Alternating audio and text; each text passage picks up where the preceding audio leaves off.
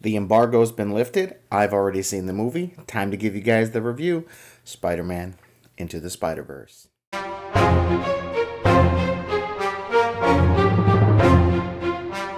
What's up, Universe, and welcome back to the web's first must-see comic and nerd culture show. Welcome to Comic Universe, guys. I'm your host, as always, C-Dubs, and I'm riding solo on this video.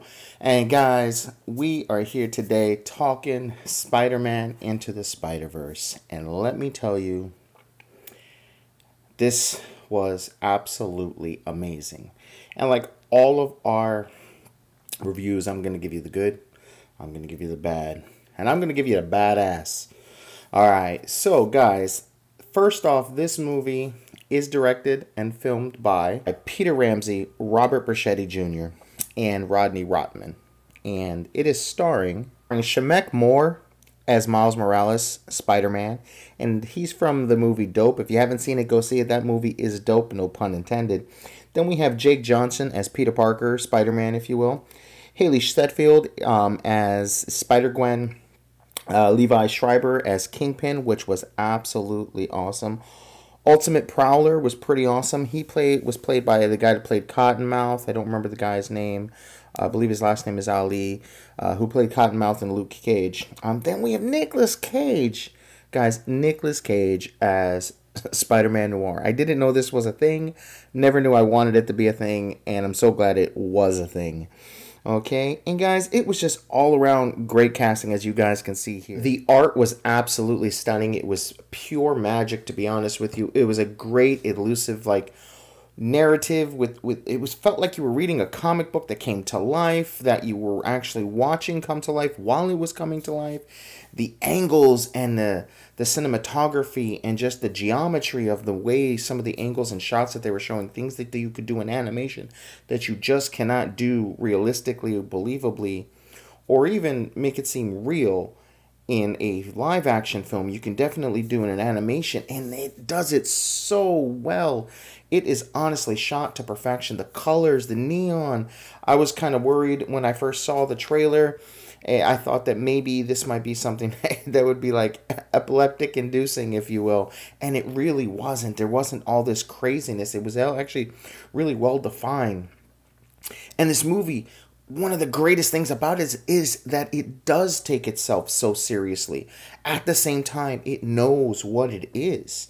It treats the source material with the most respect I've seen since the first Iron Man, if you will. Like, it treats itself with, it's like, we know we're a comic book, and we respect that. And it's so great and so refreshing to see that.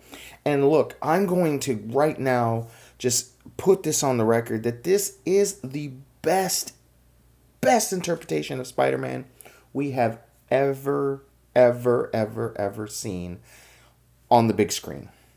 It is better than all of Sam Raimi's.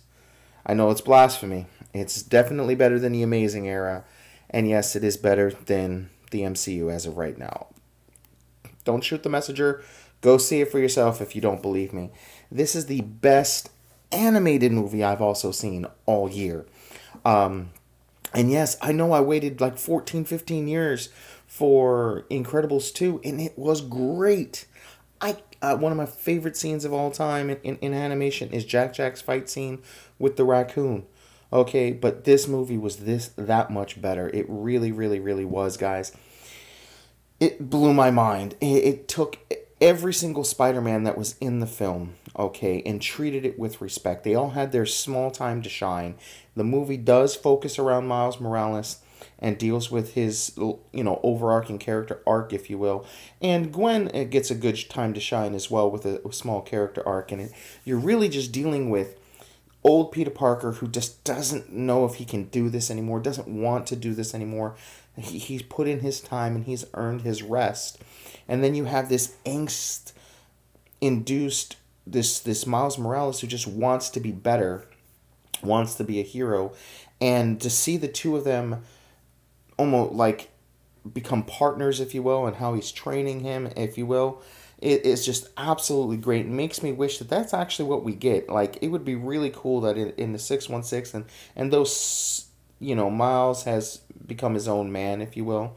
And there's some degree of since Bendis has left, you know, you could say that he's kind of lost his way a bit because Bendis is really like a Miles creation, if you will.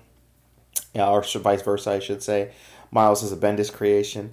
Really meta there, right? And, you know, it's just absolute. I mean, you look at my face, man. I can't stop smiling thinking about this film. Like, I don't know if you've seen any of my other reviews. This is not the face of a guy who's just like in awe of everything he saw and just remembering it all back in my mind. It's just like, dude, I'm so excited. I want you guys in the universe to see it for yourself. I wish you guys didn't have to wait another couple of weeks, but good God. Hopefully you guys got to see it. It was great. It was amazing. Oh, man. All right, so let me get to the bad, okay? It's hard really to find the bad, if you will. It's kind of long. It feels really longer than it should be. That might be kind of a deterrent for some people. It really, I don't know if this is a bad or a good thing. I think it's more of a cartoon for adults. I don't really know if it's for kids. It's not that it's not for kids.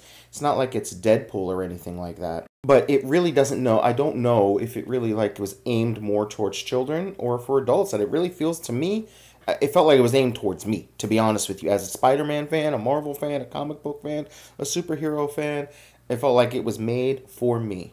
Now, this is way better than Venom, so if you didn't like Venom, trust me, give this a shot. I know it may kind of...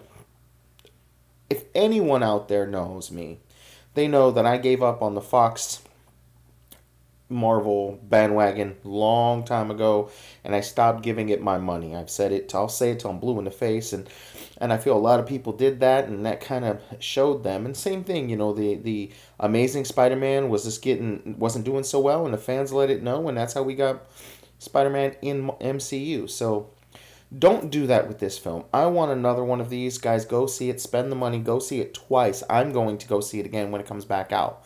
Okay, it absolutely needs to be done. Spider-Man is the man, okay? And it doesn't matter what version we're dealing with. Nicolas Cage kills it. Spider-Ham, amazing. One of my favorite parts, to be honest with you. And it was just so great. Everyone gets their time to shine. The bad guys are all pretty cool, pretty top-notch, to be honest with you. And let me give you the badass. The badass is that it honestly is the best Spider-Man portrayal on film. Oh, let me take a step back. I guess one of the only bad things, and I don't know if this is bad. This is bad if your Spider-Man is Peter Parker and only Peter Parker. This movie is trouble for you, because there's going to be an entire generation of children that this is going to be their first interpretation of Spider-Man. This is going to be the first time they go see Spider-Man. And they're going to understand that there is another there's a bunch of different Spider-Men. And they're going to understand that Peter Parker might even be the first.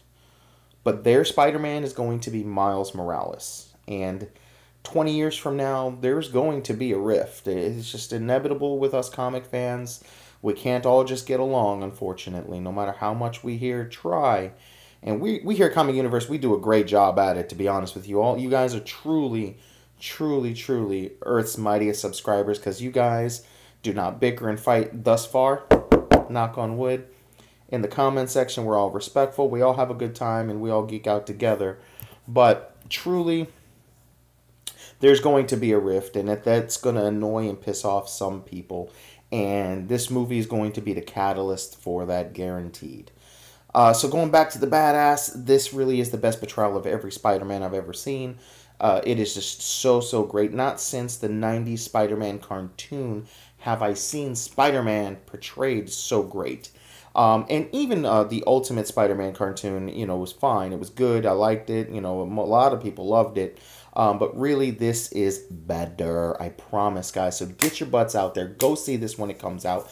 Come back. Let us know. And when the movie actually comes out, I'm sure maybe one of the other guys will do a spoiler review. Or maybe I'll come back and give you guys a spoiler review then. But guys, I need you to go see this. We need to talk about it. It was amazing. No pun intended. All right, guys. So go ahead and Hulk smash that like button like you mean it. Subscribe if you haven't already. And don't forget to click that notification bell to be a part of Earth's mightiest subscribers, guys. And until next time, I'm C-Dubs, and I'll see you in the universe. Peace.